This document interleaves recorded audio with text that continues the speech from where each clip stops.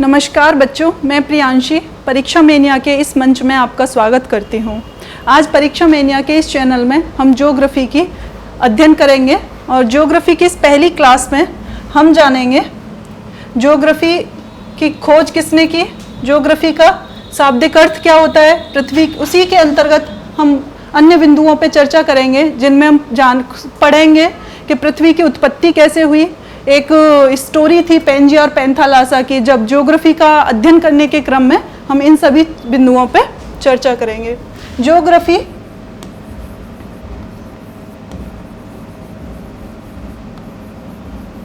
Geography को हम दो शब्दों से मिला के लिखते हैं, जियो प्लस ग्रोफी। जियो का शाब्दिक अर्थ होता है पृथ्वी और ग्राफी का जो शाब्दिक अर्थ होता है विवरण या अध्ययन।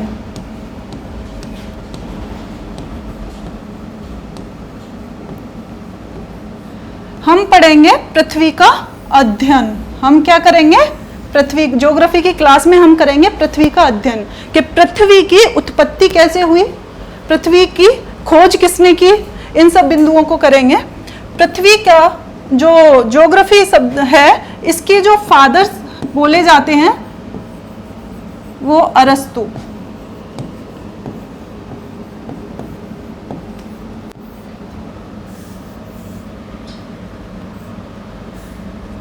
ज्योग्राफी के पितामह भी बोलते हैं अरस्तु। इन्होंने ही वर्ल्ड ज्योग्राफी की सबसे पहले खोज की थी। इसी क्रम में, इसी अध्ययन करते हुए, पृथ्वी का अध्ययन करने के ही क्रम में हम देखेंगे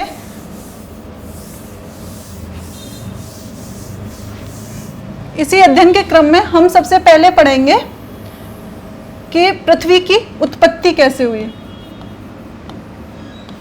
पृथ्वी की उत्पत्ति या पृथ्वी का ओरिजिन कैसे हुआ।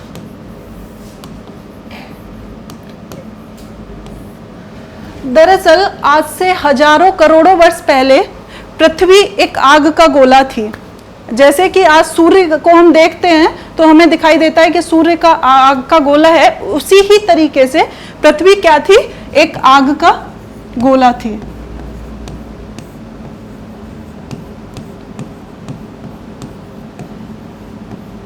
और जब आग के गोले में लगातार बारिश पड़ेगी तो क्या होगा? इस पृथ्वी के भूखंड में कुछ दरारें पड़ेंगी।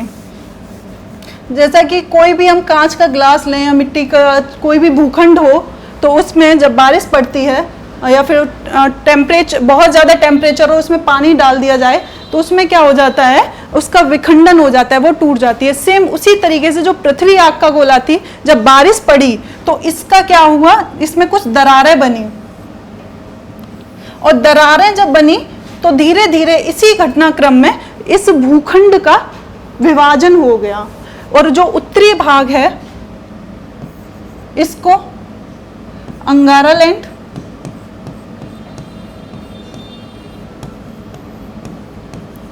और जो दक्षिणी भाग है इसका गोंडवाना लैंड।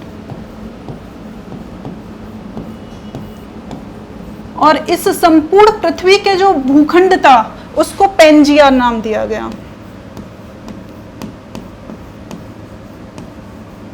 ये पेंजिया भूखंड था।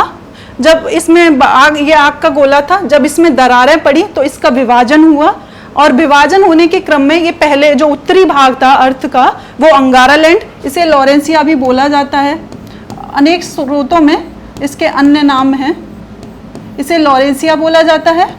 और जो दक्षिणी भाग था वो गोंडवाना लैंड। और इसी दरारें जो पड़ी और दरारें पड़ने के क्रम में उसका जो विभाजन हुआ, इसे हम पैंथालासा सी बोलते हैं। पैंथालासा सागर।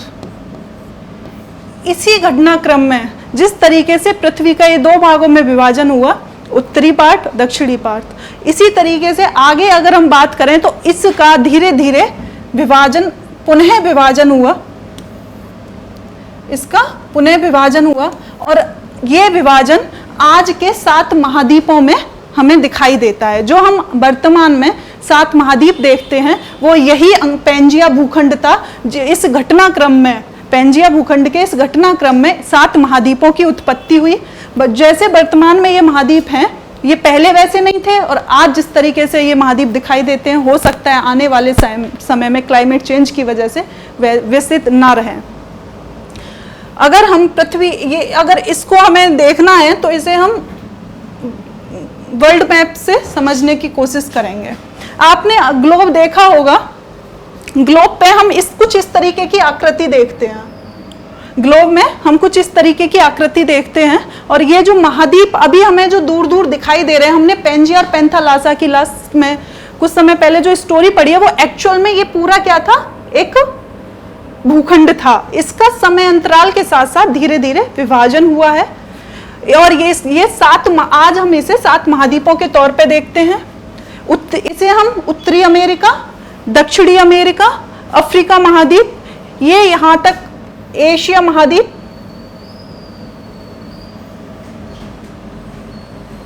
ये एशिया महाद्वीप, ये अफ्रीका महाद्वीप, ये हो गया हमारा एशिया महाद्वीप, ये अफ्रीका महाद्वीप,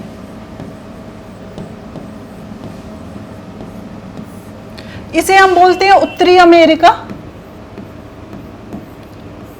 उत्तरी अमेरिका महाद्वीप, ये है हमारा दक्षिणी अमेरिका महाद्वीप।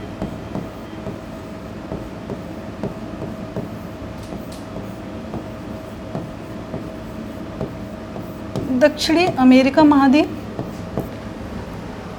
ऑस्ट्रेलिया महाद्वीप, और ये अंटार्कटिका महाद्वीप। ये जो 7वां महाद्वीप है अंटार्कटिका महाद्वीप, इस पे इसकी जो भौगोलिक विशेषताएं हैं वो अभी इस तरीके की हैं कि हम इस पे मनुष्य का जो जीवन है वो संभव नहीं है, तो अक्सर ये हमारे दिमाग में नहीं रहता है। लेकिन अगर हम एग्जाम में अगर ये क्वेश्चन आता है कि कितने महाद्वीप हैं, तो हम 7 महाद्वीपों को कंसीडर करेंगे। सबसे बड़े, अगर हम क्षेत्रफल के हिसाब से देखें तो सबसे बड़ा महाद्वीप एशिया महाद्वीप, दूसरे नंबर पे अगर अफ्रीका महाद्वीप, तीसरा उत्तरी अमेरिका महाद्वीप, चौथा दक्षिणी अमेरिका महाद्वीप, 5वां ऑस्ट्रेलिया महाद्वीप, और पांचवा अंटार्कटिका महाद्वीप, 6वां यूरोप महाद्वीप, सॉरी उसे मैंने ऑस्ट्रेलिया बोल दिया, और 7वां हमारा ऑस्ट्रेलिया। अक्सर परीक्षाओं में इस तरीके से प्रश्न पूछा जाता है, ये तो नहीं पूछेंगे कि सबसे बड़ा महाद्वीप या सबसे छोटा, लेकिन इसे इस तरीके से जरूर पूछ सकते हैं कि क्षेत्रफल के हिसाब से महाद्वीपों का घटता हुआ क्रम और बढ़ता हुआ क्रम। ठीक है, तो हम इसे देखेंगे। तो सबसे पहले हमने बोला एशिया महाद्वीप, ठीक है। फिर दूसरे नंबर पे क्या आएगा, अफ्रीका महाद्वीप। क्षेत्रफल के हिसाब से सबसे पहले नंबर पे एशिया महाद्वीप, दूसरा अफ्रीका महाद्वीप, तीसरा उत्तरी अमेरिका, चौथा दक्षिणी अमेरिका, 5वां एरिया के हिसाब से अंटार्कटिका है। अक्सर यहाँ पे मिस्टेक हो जाती है, इसे दिमाग में रखिएगा और इसे नोट भी कर लेना बुक पेन से कि क्षेत्रफल के हिसाब से 5वें नंबर पे अंटार्कटिका है, 6वें नंबर पे यूरोप है, और 7वें नंबर पे ऑस्ट्रेलिया है। ऑस्ट्रेलिया महाद्वीप, अगर क्वेश्चन इस तरीके से बन सकता है कि विश्व का सबसे छोटा महाद्वीप। अक्सर जो ये वाले क्वेश्चन होते हैं उन्हें हम इग्नोर कर देते हैं, अरे ये कहाँ आएंगे एग्जाम में, बट इनका भी अपना एक महत्व है। अगर ये छोटा सा क्वेश्चन नहीं आता है तो आपका 1 नंबर जाता है। तो इसे हम 7 महाद्वीप हमने देख लिए। अच्छा, अब हम बात करते हैं जो पेंथालासा सी था उसका महासागरों में किस तरीके से विभाजन हुआ। एक्चुअल में विभाजन कुछ नहीं हुआ, जब समय अंतराल के साथ साथ तत्कालीन समय से लेकर वर्तमान तक जब हमने इस घटनाक्रम को देखा तो इन महाद्वीपों का विस्तार हो रहा था। पैंजिया भूखंड से पहले ये 2 भागों में डिवाइड हुए, उत्तरी अंगारा, दक्षिणी, और फिर उसके बाद ये धीरे धीरे 7 महाद्वीपों में विभाजित हुए। इसका एक साक्ष्य ये भी दिखाई देता है कि ये स्टोरी जो पैंजिया और पेंथालासा की है, जो भूगर्भ शास्त्रियों ने जो अध्ययन किया है, क्या ये सही है या इसे ऐसे ही लिख दिया गया है। अगर इसकी प्रामाणिकता का अध्ययन करना हो तो हम सब इसको जांचने के लिए एक छोटा सा मतलब बेसिक सी चीज देखते हैं। हमने देखा कि जो पैंजिया था वो 2 भागों में विभाजित हुआ, उत्तरी और दक्षिणी, फिर उसके बाद धीरे धीरे घटनाक्रम के साथ इसका विस्तार हुआ। अगर मैं इसको ऐसे कनेक्ट करती हूँ तो जो दक्षिणी अमेरिका का वेनेजुएला, कोलंबिया ये वाला पार्ट है, और उत्तरी अमेरिका का ये गल्फ ऑफ मैक्सिको है, अगर मैं इसे उस तरीके से सोचने की कोशिश करूं कि क्या ये एक ही भूखंड के पार्ट थे, तो इसको मैं इससे कनेक्ट करूं तो बिल्कुल समझ में आएगा कि ये जो क्षेत्र है बिल्कुल यहाँ से विखंडन हुआ है, और ये धीरे धीरे समय अंतराल के साथ ये उत्तर की ओर खिसका है और ये दक्षिण की ओर। तो ये जो अभी हम देखते हैं गल्फ ऑफ मैक्सिको, ये सेम पार्ट है। दूसरा, इसकी प्रामाणिकता को जांचें हम, तो जो अफ्रीका महाद्वीप का जो पश्चिमी क्षेत्र है, ये अफ्रीका महाद्वीप, और इसका जो पश्चिमी क्षेत्र है, और ये हमारा दक्षिण अमेरिका महाद्वीप, इसका जो पूर्वी क्षेत्र है, अगर मैं मानूं कि हाँ पेंजिया सच में एक ऐसा भूखंड था और ये अभी ये 7 महाद्वीपों में विभाजित हुआ है, तो इसके पूर्वी क्षेत्र को, दक्षिण अमेरिका के पूर्वी हिस्से को और अफ्रीका के पश्चिमी हिस्से को कनेक्ट करके देखूं मैं, तो क्या ये इसमें फिट बैठ जाएगा? जी बिल्कुल बैठ जाएगा, ठीक है। और इसका एक प्रामाणिकता यह भी है, चूंकि जलवायु वहां की, किसी भी पर्टिकुलर क्षेत्र की जलवायु और वहां की वनस्पति, वहां का मौसम, वहां के जीव जंतु अगर एक जलवायु के हैं तो वहां की सेम विशेषताएं देखने को मिलती हैं। तो यहाँ पे जो अफ्रीका का जो पश्चिमी क्षेत्र की जैसी जलवायु है, जैसी भौगोलिक विशेषताएं, जैसी वनस्पतियां, जैसे जीव जंतु यहाँ पाए जाते हैं, सेम एज इट इज वैसे जीव जंतु, वैसी वनस्पति, वैसी भौगोलिक विशेषताएं यहाँ देखने को मिलती है। तो इस तरीके से जब हम आगे वर्ल्ड मैप में और अध्ययन करेंगे कि यहाँ पे कौन कौन सी खेती होती है, कौन कौन से यहाँ पे कौन सी खेती होती है, तो हम एकदम एक्यूरेट पाएंगे कि दोनों की सेम विशेषताएं हैं, सेम भौगोलिक विशेषताएं। तो ये पेंजिया जो पैंथालासा की स्टोरी थी, जब हम इसका भूगोल का अध्ययन करते हैं तो हम उसको बेस मान के उसके आधार पे हम ज्योग्राफी की शुरुआत करते हैं। अब हम बात करते हैं महाद्वीप, हमें समझ में आ रहा है कि हाँ ये एक ही था। सेम ऐसे जो यूरोप हम जिसे आज नाम दे दिया है, ये यूरोप जो महाद्वीप है, यूरोप कहाँ है? अच्छा एक और चीज, मैप का अध्ययन इसीलिए किया जा रहा है कि आपके दिमाग में ये फिट रहे कि कौन सी लोकेशन कहाँ है। आगे ये पहली कक्षा है, इसलिए इसमें आपको इन सभी देशों से रूबरू, अभी फिलहाल तो महाद्वीपों से रूबरू कराया जा रहा है। आगे की कक्षाओं में हम इन विश्व के देशों के पर्टिकुलर एक एक देश का अध्ययन करेंगे, इसी तरीके से भारत का अध्ययन करेंगे। तो ये दिमाग में छाप लेना कि कौन सी भौगोलिक विशेषताएं कहाँ है और कौन सा देश कहाँ पे, लोकेशन कहाँ पे, ठीक है। एशिया महाद्वीप मैंने जैसे बताया, ये एशिया महाद्वीप है, ठीक है। हमारा भारत महान एशिया महाद्वीप। एशिया महाद्वीप में कौन कौन से देश आते हैं ऐसे हम देखें तो रशिया, ठीक है, चाइना, रसिया और चाइना के बीच में मंगोलिया, ठीक है। फिर उसके बाद हमारा भारत महान, Pakistan, Afghanistan, Tajikistan, Uzbekistan, Turkmenistan, और ये कजाकिस्तान, ईरान, इराक, तुर्की, सऊदी अरब, ठीक है। यहाँ पे हम बात करें म्यांमार, बांग्लादेश, कंबोडिया, ये सब एशिया महाद्वीप में आते हैं। अब इन्हें हम जब पर्टिकुलर एक एक महाद्वीप की बात करेंगे तब पढ़ेंगे, क्योंकि एक ही वीडियो में सारी चीजें बताना संभव नहीं है, ठीक है। तो मैं क्या बस इतना ध्यान रख लो कि कौन सा महाद्वीप किस जगह पे है। तो ये हो गया हमारा एशिया, ठीक है। आपको मैं इसीलिए बार बार करा रही हूँ ताकि आप भूलें ना। एशिया, अफ्रीका, उत्तरी अमेरिका, दक्षिणी अमेरिका, मेरे साथ साथ आप भी रिकॉल करिए। और फिर 5वें नंबर पे ये अंटार्कटिका, 6वें पे यूरोप और 7वें पे ऑस्ट्रेलिया। अब हम इसी तरीके से महासागरों की बात करेंगे। जो हमने देखा कि दरारों की, जब पेंजिया भूखंड में दरारें पड़ी थी तो पैंथालासा सी था। जब महाद्वीपों का विखंडन हुआ तो ऑब्वियसली सी का भी विस्तार हुआ होगा।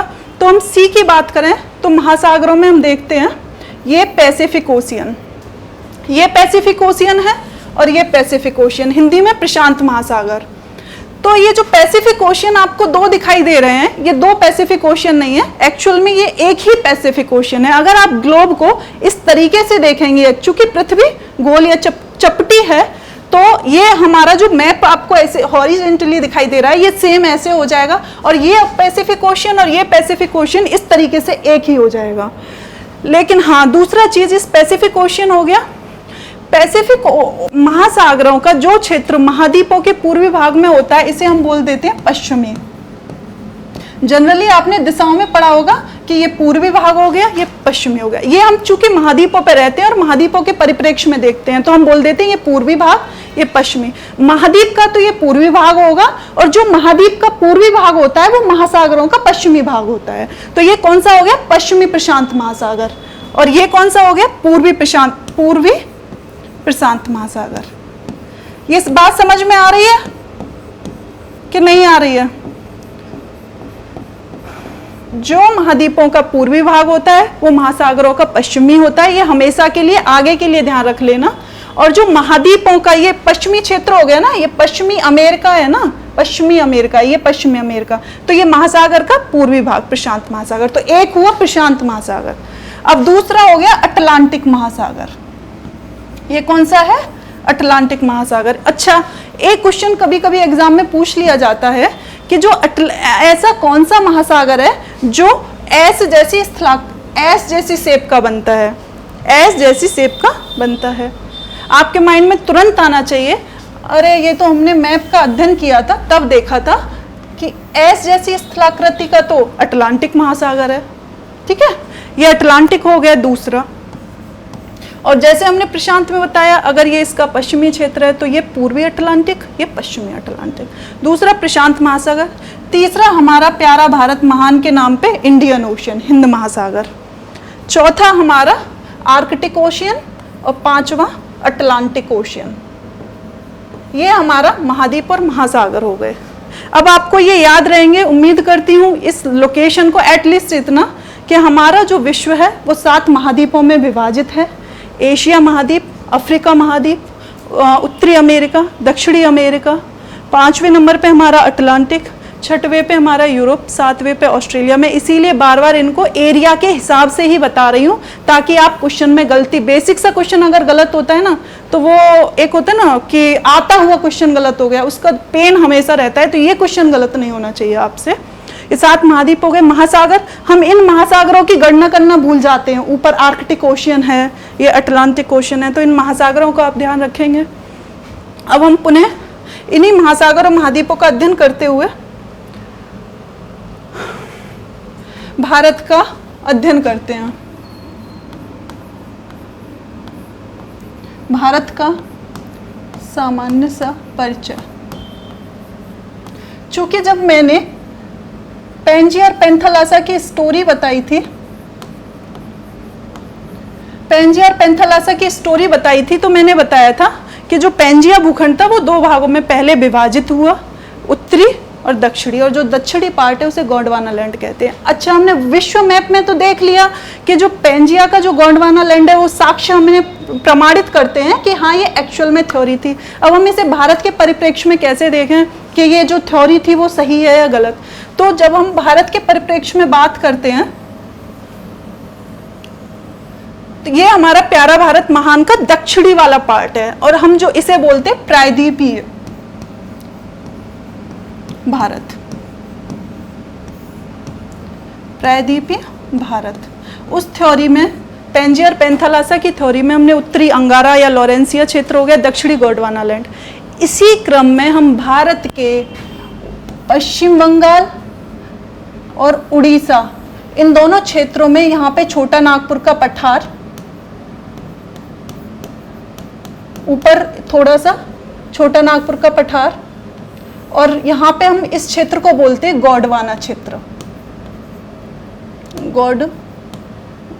गोंडवाना क्षेत्र।